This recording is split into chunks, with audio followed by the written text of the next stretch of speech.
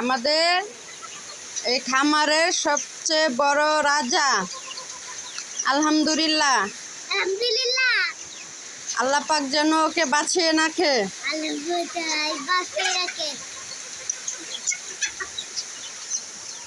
সবচেয়ে বড় মোরগ।